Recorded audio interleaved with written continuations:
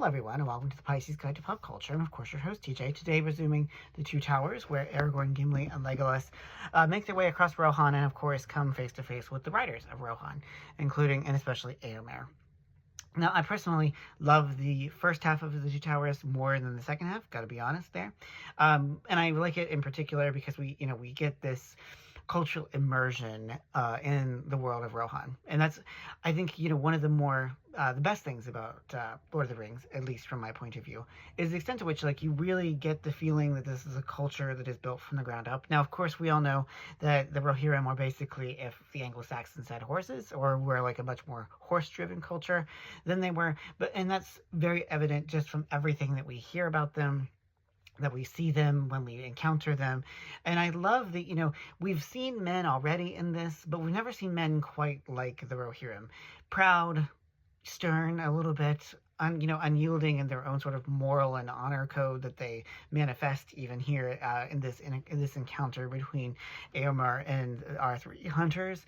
And I just think that Tolkien was a master at showing the extent to which a culture, everything about a culture, from the way that people move through it, to the kind of language that they use, to the way they greet strangers, is itself, distinct, and it's very constitutive of the sort of cultural wholeness of it.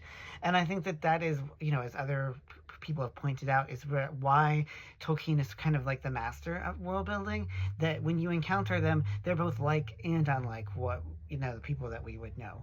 Unlike, say, Aragorn or Legolas or Gimli, whom we already know and come from their own distinct cultures, this very, in some ways, very tense encounter with Éomer and his men, shows the extent to which the Rohirrim operate according to their own set of laws and cultural mores that dictate who they behave, how they behave, what kind of mannerisms they have. And so, I just love this whole exchange that we have. It's not as funny as it is in the movie. It is actually quite, tense, as Éomer is like, well, actually things are pretty unsettled here, and blah blah blah. And of course there's always, as if you were a first-time reader, you're kind of wondering what's happened to Merry and Pippin. So undergirding and sort of intertwining with all of this cultural build-up we have is also the sort of enduring mystery of what exactly has happened to Merry and Pippin. Are they still alive? Did they make it?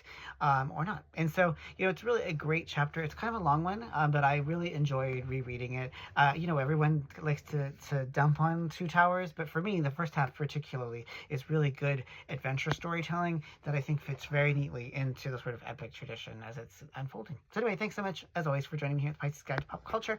I love this book, and I love all of you. Take care, y'all.